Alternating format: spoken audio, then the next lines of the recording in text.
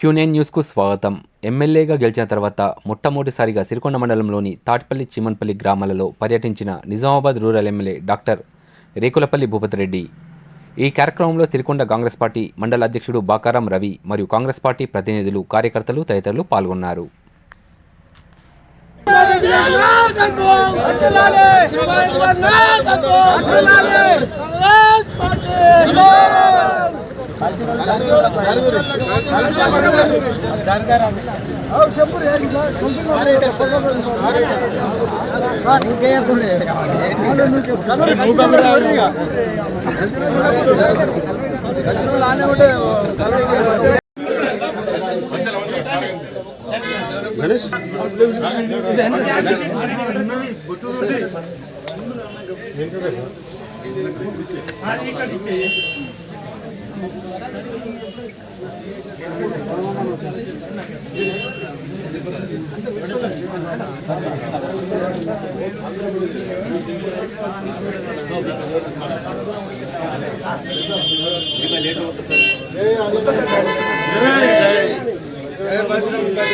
చిమన్పల్లి, జంగాల తాండా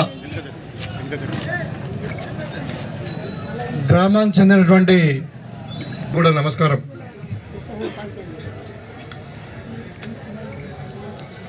గత ఎన్నికల్లో ప్రచారంలో భాగంగా ఈ గ్రామానికి వచ్చినప్పుడు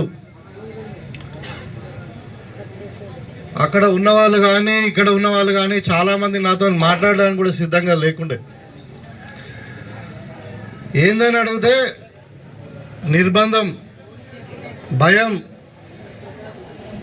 దేనికి అంటే దానికి ఏం సంబంధించిన సమాధానం లేదు. 25 రోజుల్లో మీరు మార్పు చూస్తూ ఉన్నారు. ఒక ప్రజలకు ఒక ధైర్యం వచ్చింది, ఒక ప్రజాస్వామ్యం, ఒక స్వేచ్ఛ. ఇక సరే సమస్యలు అయితే ఇప్పుడే చెప్పారు, ఇప్పుడు సాయిరెడ్డి గారు కూడా చెప్పిండు.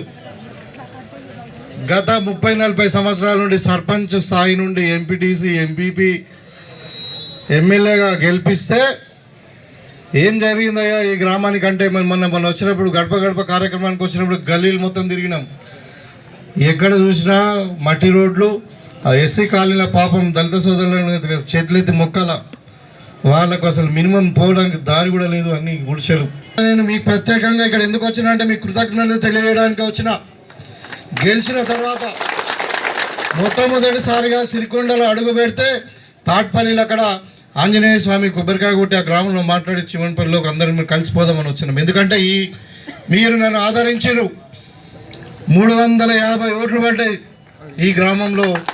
నాకు ఆదరించినటువంటి తీరు, నేను పోతే పిలిస్తే మాట్లాడినటువంటి ఊళ్ళో నాకు 350 ఓట్లు వచ్చిందంటే మీ నిజంగా మీరు మిమ్మల్ని ఒకసారి కలిసి మరి నేనున్నా అని చెప్పిపోవడానికే గ్రామానికి వచ్చినాం.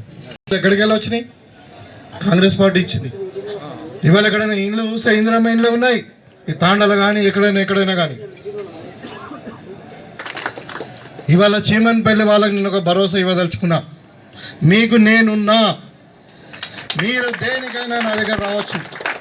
ఇక్కడ సమస్యలు చెప్పారు చిన్న చిన్నవి, అది కాకుండా ముఖ్యంగా ఇక్కడ ఈ భూముల సమస్య ఏదైతే ఉందో అది ఒక చీమన్పల్లి గ్రామానికి అంతటా లేదు, మొత్తం యావత్ తెలంగాణలో ఉంది. కాబట్టి కాంగ్రెస్ పార్టీ ఎజెండాలో పెట్టింది. ఖచ్చితంగా కొంచెం ఆలస్యమైన మరి ధరణి చట్టంలో కానీ ఇంకా కొత్త రెవెన్యూ చట్టం మార్పు చేసి కానీ మరి కొత్త రెవెన్యూ చట్టం తెచ్చి కానీ మీ భూములు మీకు పట్టాలు ఇస్తామని ఎన్నికలకు ముందు చెప్పినాం. 100% చేస్తాం.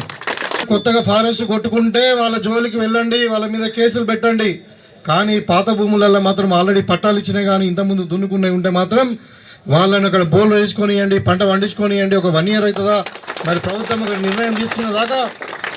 ఒక నిర్ణయం తీసుకున్నాక మీరు వెయిట్ చేయండి. వాళ్ళని ఇబ్బంది పెట్టకండి, వాళ్ళ బతుకు ధైర్య భూమి కాబట్టి వాళ్ళ జోలికి వెళ్ళొద్దని వాళ్ళ డిఎఫ్ఓ గారికి వాళ్ళ ఇన్స్ట్రక్షన్స్ ఇవ్వడం జరిగింది మీ ముందే. ఉచితంగా చేయడానికి, అదేవిధంగా పేదలకు వైద్యం అందించడానికి ఆరోగ్యశ్రీ 10 లక్షల వరకు పెంచడం జరిగింది. ఇంకా మిగతా 6 గ్యారెంటీలు కూడా దాంట్లో భాగంగానే మరి ఇవాళ మన ప్రజాపాలన దగ్గర మీరు చిమన్పల్లి నుండి మరి ఎంఆర్ఓ ఆఫీస్కి పోయో లేకుంటే ఎంపీడీ ఆఫీస్కి పోయో ఇంకెక్కడో పోయి మీ దరఖాస్తులు ఇస్తే ఇబ్బంది అవుతుందని చెప్పి ప్రభుత్వమే మరి మీ దగ్గరకు వచ్చి అధికారులను ఇక్కడ 28వ తారీఖు నుండి 6వ తారీఖు దాకా రేపటి దాకా మీ గ్రామ పంచాయతీ అధికారులు ఇక్కడ మొన్న గ్రామసభ కూడా అయింది. ఇక్కడ దేవస్థానంలో కొబ్బరికాయ కొట్టి మరి గెలిచిన తర్వాత మొట్టమొదటిగా సిరికొండ మండలంలో మనం తాటిపల్లి గ్రామంలోనే నేను వస్తానని చెప్పడం జరిగింది. మరి ఆ దేవుని దయతోని మీరందరూ దీవించడం వల్ల మరి అలా నేను ఎమ్మెల్యేగా గెలిచి మరి మన సిరికొండ మండలంలో మొట్టమొదటిసారిగా మళ్ళీ దేవాలయాన్ని సందర్శించుకొని ఆ భగవంతుని ఆశీస్సులు తీసుకొని మరి కొబ్బరికాయ కొట్టి మరి ఇక్కడ మనం మీటింగ్ జరుపుకుంటా ఉన్నాం.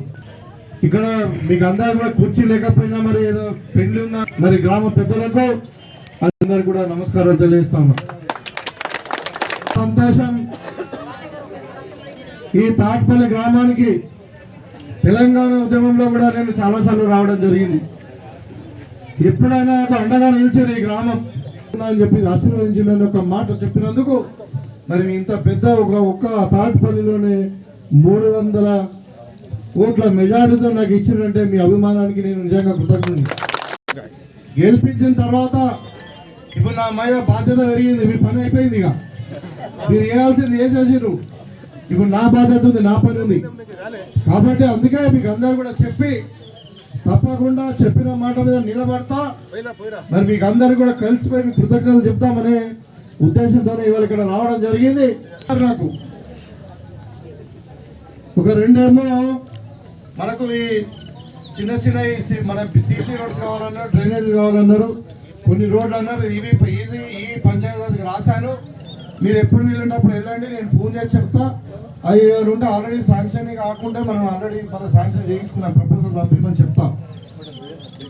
చెక్ కూడా ఈ కూడా రాశాను. ఇక్కడ అంజయ్ గారు చెప్పారు ఫారెస్ట్ లో ఒకటి వాటర్ బాడీ ఉంది, మరి దాన్ని మనకి ఆయకట్టు లేదు, కానీ మరి కట్ట పోసుకుంటా నీళ్ళు నిలిస్తే మరి బోర్లు వాటర్ పెడతాయని చెప్తున్నారు. అది కూడా తప్పకుండా ఈ గారు చెప్తాను నేను. అది మీరు కూడా అక్కడ నిజామాబాద్ వచ్చిన ఆయన కలవండి. ఈ 2 ఎండోర్స్మెంట్ చేశారు.